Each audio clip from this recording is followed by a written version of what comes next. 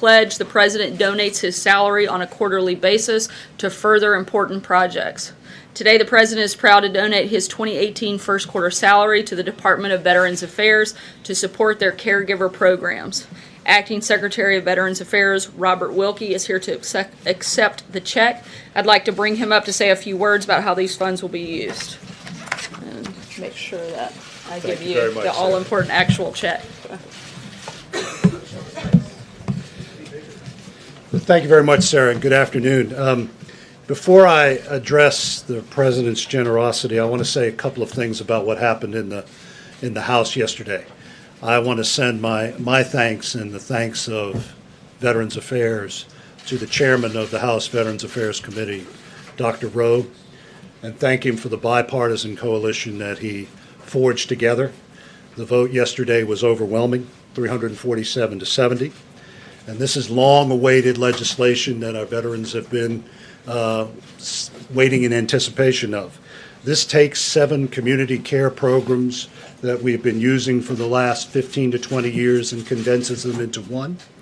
It also makes it much easier for our veterans to obtain care that they need at the moment that they need it in homes and in facilities closest to where they live. This also opens up the caregiver program to long-waiting communities within our veterans' world. Those veterans from World War II, Korea, Vietnam, and the Gulf War who have not had access to a community caregiver program that was opened up for those who have served in the military since 9/11. So with this strong bipartisan support, we urge the Senate to take up the House bill and give it to President Trump, hopefully before Memorial Day. But I also want to single out the major veteran service organizations. 38 of them signed a letter in support of this legislation to the House and Senate leadership. Their people have been walking the halls of the Congress for the last week. They will be in the Senate next week, and we can't thank them enough for their support for our nation's 20 million veterans. And Sarah, I want to thank you for the announcement. I want to thank you for President Trump's generosity.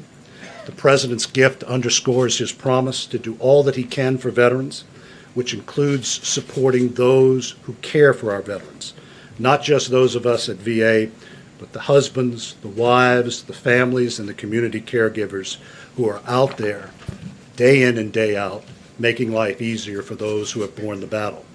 President Trump understands the critical role of caregivers in meeting the essential needs of America's veterans. So we have already earmarked this gift for caregiver support in the form of mental health and peer support programs, financial aid, education, training, and research. I am deeply grateful to President Trump for providing me the opportunity to serve America's veterans and for his generosity in supporting them. So thank you, Sarah, and thank you to President Trump. I know how much this means to America's veterans. Thank you. Thank you very much. Lastly, this week is set aside each year to honor those across our country who wear the badge. In the spirit of Police Week, I want to read a quick letter from Samuel of San Antonio, Texas, that he sent the President. Dear Mr. President Donald J. Trump, last year I raised about $375 for our police. I went down to McDonald's and bought 75 $5 gift cards so the police officers could get coffee or lunch. It would be really cool to meet you. I wish I could vote for you, but I'm only 11. But my mom voted for you. I'm starting a fundraiser called A Break for the Blue. I listened to your talks and I went to the inauguration and saw you. You're awesome. Sincerely, Samuel. Thankfully, I had the honor of meeting Samuel earlier today. He was adopted by his family in Guatemala. He's incredibly grateful to be an American, and he's very grateful to all of the law enforcement officers around the country. The President is very proud of Samuel and believes our country needs more young people like him who give back to their communities. And he's a really, really great kid, and it was great to meet him. And with that, I will take your questions. John. Sarah, we haven't had a chance to hear any kind of an in-depth analysis here. Where are we with the summit with Kim Jong-un and the statements that we've heard over the last few days out of North Korea? Do you think that these throw in jeopardy the idea of a summit, or is this just North Korea doing what it does and trying to get the best deal possible? Look, the president is prepared and will be ready to meet, and we're continuing to move forward with the preparations at this point. And if the North Koreans want to meet, we'll be there. And at this point, there is not a lot of change beyond that, and certainly not in our process. So what North Korea is saying now about the joint military exercises after Moon Jae-in said Kim knows that these take place and he understands that they have to take place. What game is North Korea playing? You'd have to ask North Korea what game they're playing. I can tell you what we're doing, and we're continuing to move forward in preparations. And the president, as we've said all along, will be prepared and ready to meet. And there's really not a lot to add beyond that point. John? Thanks a lot, Sarah. What leverage does the U.S. have as it relates to having this meeting take place on June the 12th, and to that meeting actually taking place when it takes place, if it takes place? What leverage does the U.S. have over accomplishing the American goal of denuclearizing the Korean Peninsula? We're continuing in the maximum pressure campaign, but again, nothing has changed on our end. This was an invitation that North Korea offered and that we've accepted, and we're continuing to move forward in those preparations. Steve? Another issue. Sorry, I'm going to keep going because we're really tight on time today. If I could just Steve, follow go ahead. up on that, what the North Koreans also announced was they were stopping the dialogue with South Korea. So is it possible that there could be a meeting between the United States and North Korea if that whole dialogue between the North and South is on ice? The meeting that would take place on June 12th is between the United States and North Korea, should it take place. We're going to meet with President Moon next week. And beyond that, again, there are no changes at this point to our schedule or anything else. Blake? Does President Trump believe that the FBI had a spy at one point inside his campaign? I haven't spoken with him directly about that, but certainly seen the reports, and if there is any truth to that, it should certainly be looked into. Emerald? Sorry, I'm going to keep going just because we're tight. Emerald, go ahead. Thank you. Following up on Blake's question, if it is proven without a shadow of a doubt that there was a spy planted in the Trump campaign, does that change the president's position on firing Robert Mueller? I'm not going to speak about hypotheticals or get into what could happen if. We'll move forward in the process and make a determination at that point. John? Thank you, Sarah. The Iraqi elections are over, and it's very clear that the two big winners, the two top vote getters, were the party that was linked to Muqtada al-Sadr, a sworn enemy of the United States, and someone aligned with the Iraqi Communist Party. And the second place finisher was the party aligned with Mr. al-Hamri, a warlord who was once backed by Iran. What's the U.S.'s attitude on a government in Baghdad having either of those individuals as the key player? I'll start with the fact I'm glad you said the names and not me, because I probably wouldn't have gotten them right. But in terms of our policy, we don't have any new policy announcements with a potential change there.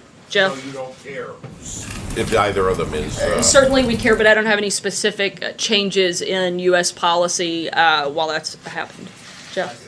Sarah, what does the United States expect out of negotiations today with China on trade, and what are the president's intentions on helping or changing the policy towards Chinese companies ZTE? In terms of the meeting, I'll start there. Those are conversations are ongoing. When we have something from that, I'll be happy to share it with you. But right now, those are just discussions, and there's nothing to add to that at this point, since they're just now taking place. I can say that we expect that the president will meet with the head of the Chinese delegation later this afternoon. And ZTE? On ZTE, look, the United States and China relationship has a lot of issues that we have regular ongoing conversations about. National security, trade, and ZTE is one of them. As we've said before, and as the president has stated, he's asked Secretary Ross to look into the issue and do whatever is consistent with the law and regulations, but right now it's just something that he's asked them to look into. Julie? Thanks, Sarah. Also on trade, the president said yesterday that Mexico does nothing for us, especially at the border. We know there are talks today on NAFTA, today and tomorrow, and I wonder if if the administration is going to condition any NAFTA deal on a safe third country agreement with Mexico, or Mexico stepping up to do more to absorb asylum seekers and other migrants who are seeking entry into the U.S. I'm not going to get into the trade conversations at this point because they are ongoing and those are negotiations that we're in the middle of. But I can tell you that the president does want to see Mexico step up and do more. There's a lot that comes through their country and he wants them to be tougher and more aggressive on that front. Jeff? Thank you, sir. This morning, the president marked the one-year anniversary of the Mueller investigation, saying it's disgusting, illegal, unwarranted, and a witch hunt. But his own FBI director yesterday said it's not a witch hunt.